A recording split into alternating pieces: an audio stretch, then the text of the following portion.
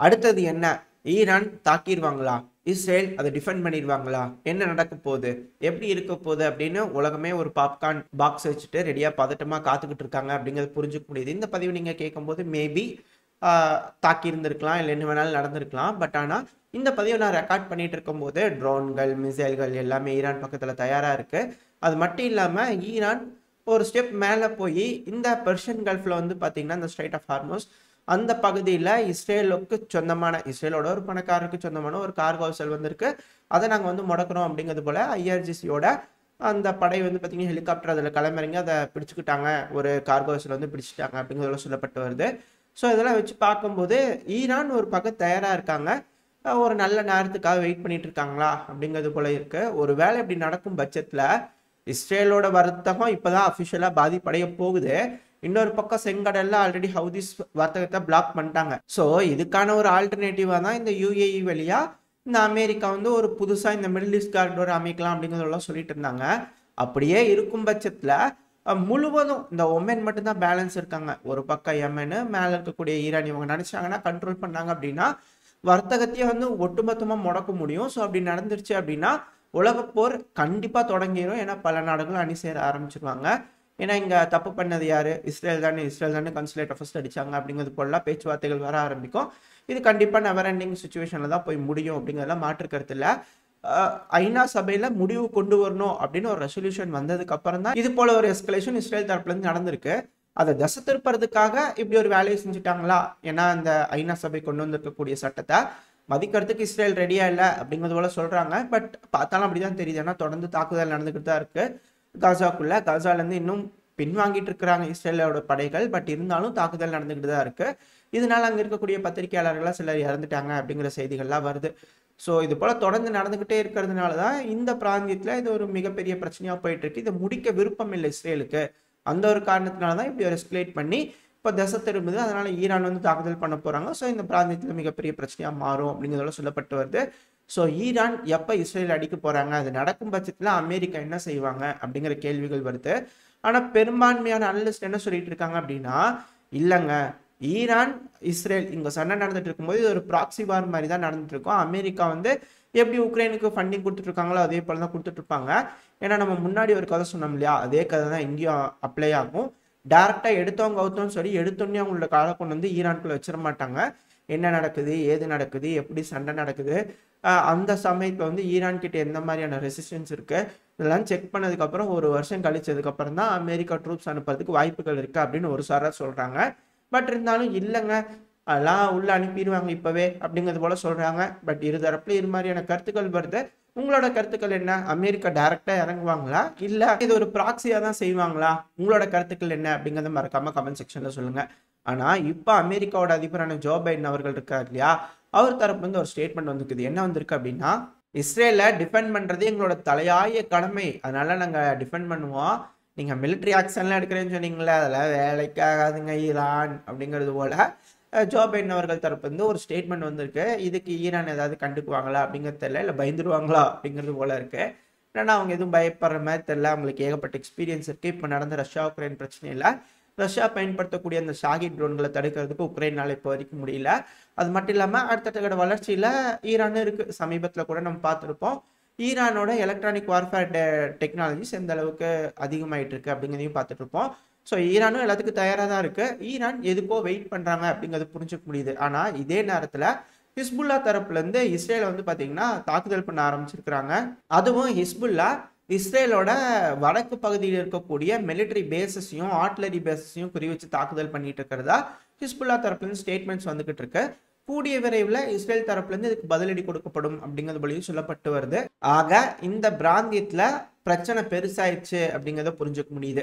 அடுத்தது இந்த சீனா தைவான். சீனா எப்பவும் போல தைவானோட அந்த ஸ்பேஸ் இருக்கு இல்லையா, அவங்களோட கட்டுப்பாட்டுக்குள்ள இருக்கிற பகுதிக்குள்ள போய் ஹாய் ஹாய் அப்படின்னு டாட்டா காமிச்சு இருக்கிறாங்க. மொத்தம் 16 மிலிட்டரி ஏர்கிராஃப்டும் 8 நேவல் வெசல்ஸும் தைவானோட எல்லை பகுதிக்குள்ள போய் டாட்டா காமிச்சு இருந்திருக்கிறாங்க அப்படிங்கிறதோட சொல்லப்பட்டது. இது தினமும் தொடர்கதையா இருக்கு. தைவானுக்கு இது பார்த்து பார்த்து வெறுத்து போச்சு. தினமும் கமெண்ட் பண்ணிட்டு தான் இருக்கிறாங்க. இது போல கண்டனம் தெரிவிச்சுட்டு தான் இருக்கிறாங்க. என்னைக்கு இது ரியலிஸ்டிக்கா மாறப்போகுது அப்படிங்கிறதா கேள்வி. ஈரான் ஆரம்பிக்கிறதுக்குள்ள இவங்க ஆரம்பிச்சிருவாங்களா அப்படிங்கிறது போல கேள்விகள் வருது. இன்னொரு பக்கம் கிம் ஜாங் உன் அவர்கள் இதுதான் உலகப் போருக்கான எல்லா இதுவும் முடிஞ்சிச்சு, எல்லாம் தயாராயிருச்சு, இதுதான் வார்னிங், தயாராயிக்குங்க, எல்லாரும் மிகப்பெரிய போருக்கு தயாராயிக்குங்க அப்படிங்கிறது போல கிம் ஜாங் உன் அவர்கள் தரப்புல இருந்து திரும்ப ஒரு போர் வார்னிங் வந்து கொடுக்கப்பட்டு இருக்கு. ரஷ்யா தரப்புல இருக்கட்டும், மற்ற நாடுகள்ல இருக்கட்டும், எல்லாரும் சொல்லிட்டாங்க இந்த மிடில் ஈஸ்ட் பகுதியில் இருக்கக்கூடிய எல்லா நபர்களும் திரும்பி ரிட்டர்ன் வந்துருங்க அப்படிங்கிறது போல. ஸோ இங்கே ஒரு தாக்குதல் நடக்க இருக்கு. அந்த தாக்குதலுக்காக எல்லா நாடுகளும் கொஞ்சம் பாஸ் பண்ண சொல்லி எல்லாரும் இவாக்குவேட் பண்ணிட்டு அதுக்கப்புறம் என்னமோ பண்ணிக்கிங்கப்பா அப்படிங்கிறது போல சொல்றதுக்காக வெயிட் பண்ணிட்டு இருக்கிறாங்களா அப்படிங்கிறது தெரிய வருது. இதெல்லாம் இங்கே நடந்துட்டு இருக்கு. அடுத்த திரும்பவும் அமெரிக்கா வந்து பார்த்தீங்கன்னா ரஷ்யாவோட சில விஷயங்களுக்கு, சில மூலப்பொருட்களுக்கு வந்து தடை விதிச்சிருக்கிறாங்க. என்னென்ன பொருட்கள் அப்படின்னா, ஆல்ரெடி ரஷ்யாவோட இந்த காஸ்பர்ஸ்கை லேப் இருக்கு இல்லையா, அதாங்க ரஷ்யாவோட ஆன்டிவைரஸ். அந்த ஆன்டிவைரஸை வந்து அமெரிக்கா தரப்புல இருக்கக்கூடிய யாரும் பயன்படுத்தக்கூடாது அப்படிங்கிறதுக்காக தடை வச்சிருந்தாங்க. இதே மாதிரி தான் இந்த சீனாவோட ஒரு அப்ளிகேஷனாக இருக்கட்டும், இப்போ ரஷ்யாவோட ஒரு ஆன்டிவைரஸ்க்காக இருக்கட்டும், இது போல் மற்ற நாடோட எந்த ஒரு விஷயமா இருந்தாலும் ஒரு அளவுக்கு மேலே வளர்ந்துருச்சு அப்படின்னா பொருளாதார தடை, இந்த தடை அந்த தடை, அதில் அப்படி இருக்கு இப்படி இருக்குன்னு சொல்லி தடையை போட்டுடுறாங்க அமெரிக்கா. ஸோ அமெரிக்காவோட பொருட்களும் இது போல் பல நாடுகள் இருக்கு, அவங்க தடை போட ஆரம்பிச்சிட்டாங்கன்னா என்ன நடக்கும் அப்படிங்கிற கேள்வி வருது. பட் ஆனால் ஆப்ரேட்டிங் சிஸ்டம்ங்கிறது வந்து அமெரிக்கா கிட்ட மட்டும்தான் இருக்கு. ஸோ இருக்கு, மற்ற நாடுகள் கிட்ட இருக்கு. பட் ஆனால் அதுதானே பிரதானமாக எல்லாரும் பயன்படுத்திட்டு இருக்கோம். ஏன்னா மைக்ரோசாஃப்டாக இருக்கட்டும், ஆப்பிளாக இருக்கட்டும், எல்லா ஓஎஸும் வந்து அமெரிக்காவோட தான். ஸோ அப்படி இருக்கும்போது அதுக்கான மாற்று வந்துகிட்டு இருக்கு அப்படிங்கிறது போல சில அனலிஸ்ட் தரப்புல சொல்லிட்டு இருக்கிறாங்க. அது நடக்குதா என்ன அப்படிங்கிறத பொறுத்து இருந்து பார்ப்போம். அப்படி வரும் பட்சத்தில் மிகப்பெரிய பிரச்சனையா மாறும். அமெரிக்கா அதுக்கு ஒத்துக்க மாட்டாங்க அப்படிங்கிறத சொல்லப்பட்டு வருது. ஏன்னா அதுல ஏகப்பட்ட உள்குத்துகள் பின்னாடி இருக்கு அப்படிங்கிறாங்க. அதை பத்தி நம்ம தெளிவாக ஒரு பதிவில் நம்ம பார்ப்போம். பட் ஆனால் ஏன்னா ஆல்ரெடி இந்த சீனா வந்து ஃபோனுக்கு ஒரு ஓஎஸ் பண்ணிட்டாங்கன்னு சொல்லி தான் இந்த ஹுவாய் நிறுவனத்தில் இருக்கிறவங்களெல்லாம் பிடிச்சி அரெஸ்ட் பண்ணியிருந்தாங்க, அதை பேன் பண்ணியிருந்தாங்க. இது போல விஷயங்கள்லாம் நடந்துட்டு இருந்தது இல்லையா. ஒரு ஃபோனுக்கான ஓஎஸ்க்கு அந்த மாதிரியான ஒரு பில்டப் அமெரிக்கா கிட்ட இருந்து வரும்போது கம்ப்யூட்டர், அதாவது கணினி இயக்கக்கூடிய ஒரு ஆப்ரேட்டிங் சிஸ்டம்லாம் வெளியே வந்துருச்சு, வேற நாடுகள் கிட்ட இருக்கு, அவங்க அதை பயன்படுத்த போறாங்க பிரதானமா அப்படின்னா அமெரிக்காவோட கட்டுப்பாடுங்கிறது இருக்கவே இருக்காது ஒரு நாடு மேல. ஸோ அதனால இது ஒரு மிகப்பெரிய பிரச்சனையா மாறும் அப்படிங்கிறது போல சொல்லப்பட்டு வருது. ஸோ இப்போ நம்ம மெயினான மேட்ருக்கு வந்துடுவோம். ரஷ்யாவோட எந்தெந்த மூலப்பொருட்களுக்கு திரும்ப அமெரிக்கா வந்து பேன் பண்ணியிருக்கிறாங்க அப்படின்னா, ரஷ்யாவோட அலுமினியம், நிக்கல், காப்பர் இது போல பொருட்கள்லாம் இனிமேல் ஏற்றுமதி இறக்குமதி அமெரிக்காவுக்குள்ள டைரக்டா ரஷ்யா கிட்ட இருந்து வரக்கூடாது அப்படின்னு இருக்கிறாங்க. அப்போ ரஷ்யா கிட்ட இருந்து இன்னொரு நாடு வாங்கி அதை வேற ஏதாவது ஒரு பொருளாக கன்வெர்ட் பண்ணி அமெரிக்கா கொடுத்தா வாங்கிக்குவாங்களா அப்படிங்கிறது போல கேள்வி வருதுல்ல. அதில் வாங்கிக்குவாங்க. அதனால நம்மள மாதிரியான ஆளுங்களுக்கு இது ரொம்ப பெனிஃபிட்டு. ரஷ்யா கிட்ட இருந்து நம்ம எப்படி ஆயில வாங்கி அதை எக்ஸ்ட்ராக்ட் பண்ணி வேணுங்கிற மாதிரியான பொருளாக மாடிஃபை பண்ணி யூரோப்பியன் யூனியனுக்கு விற்கிறோம். அது கூட சமீபத்தில் ஜெய்சங்கர் அவர்கள் போய் ஒரு லெக்சர் எடுத்து வந்திருந்தார் இல்லையா. எங்க ரஷ்யா கிட்ட இருந்து ஆயில் வந்து எங்ககிட்ட இறங்கி நாங்கள் அதை வேற பொருளாக மாற்றிட்டா அது எங்களோட பொருள், ரஷ்யாவோடது கிடையாது அப்படிங்கிறதோட சொல்லியிருந்தார் இல்லையா. அதே போல தான் இதுவும். ஸோ நம்மளோட வர்த்தகத்துக்கு வந்து பார்த்தீங்கன்னா அதிகமான வாய்ப்புகள் குமியுது. ஸோ அமெரிக்கா இது போல் தொடர்ந்து சாங்ஷன்கள் போடுங்க, நல்லது தான், எல்லாம் மற்ற நாடுகள்லாம் வளரட்டும் அப்படிங்கிறது போல தான் இருக்கு. இதில் மிக முக்கியமான ஒரு விஷயம், நியூக்ளியர் ஃபியூவலுக்கு போட்டுருங்கப்பா. அதையும் போட்டிங்க அப்படின்னா நாங்கள் வாங்கி அதை ஏதாவது பயன்படுத்தி ஏதாவது பண்ணி உங்களுக்கு விற்கிறோம், அதையும் வாங்கிக்கிங்க அப்படிங்கிறது போல இருக்கு. ஸோ அதுக்கு அமெரிக்கா என்ன செய்ய போகிறாங்க அப்படிங்கிறத பொறுத்து வந்து பார்ப்போம். ஆனால் இதில் மிக முக்கியமான ஒரு விஷயம் என்ன அப்படின்னா, இது போல் பொருட்கள் டைரெக்டாக ரஷ்யா கிட்டேருந்து போகிறதுனால தான் ரஷ்யாவோட பொருட்கள் வியாபாரம் ஆகுது. ரெண்டாவது ரஷ்யாவோட பொருட்கள் கம்மியாக இருக்கிறதுனால எல்லாரும் வாங்கிக்கிறாங்க அமெரிக்காவில். இது மூணாவது நாடு வழியாக போகிறதுனால அந்த பொருட்களோட விலை அதிகரிக்கிறதுனால அமெரிக்காவில் இருக்கக்கூடிய பொருட்களே அமெரிக்கர்கள் விருப்பப்பட்டு வாங்க ஆரம்பிப்பாங்க அப்படிங்கிறதோட சொல்லப்பட்டு வருது. ஸோ இது போல் ஏகப்பட்ட உள்குத்துகள் இதில் இருக்குது. பட் யார் இதில் ஜெயிக்க போகிறா, ஏன்னா இது ஒரு எக்கனாமிக் வார். இந்த வாரில் யார் ஜெயிக்க போகிறா அப்படிங்கிறது தான் மேட்டர். Already Russia ஜெயிச்சுட்டாங்க.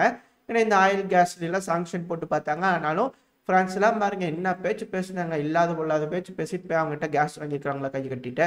ஸோ அதே போல தான் எல்லாம் பேசுவாங்க. பட் ஆனால் எக்கனாமின்னு வரும்போது ரஷ்யா யாராலையும் அசிச்சிக்க முடியாது. அவங்க கிட்ட இருக்கக்கூடிய இயற்கை வளங்கள் அந்த அளவுக்கு இருக்கு அப்படிங்கிறது தான் ஒரே காரணம். ஆக இந்த தடவை அமெரிக்கா தடைகள் போட்டிருக்காங்க. இதை எப்படி என்ன நடக்குது அப்படிங்கிறத பொறுத்து வந்து பார்ப்போம். இந்த பதிவு எப்படி இருந்துச்சு, உங்களுக்கு பிடிச்சிருக்கா? பிடிச்சுனா லைக் பண்ணுங்க, ஃப்ரெண்ட்ஸ் அண்ட் ஃபேமிலியோட ஷேர் பண்ணிக்கோங்க. அது கூடவே மறக்காம இந்த பதிவு எப்படி இருந்துச்சு அப்படின்னு உங்களோட கருத்துக்களை கமெண்ட் செக்ஷனில் சொல்லுங்க. இந்த பதிவு நல்லா இருந்து கூட நம்பிக்கையில் அடுத்த பதிவில் உங்களை சந்திக்கிறேன். அது வரைக்கும் ஸ்டே சேஃப். By by.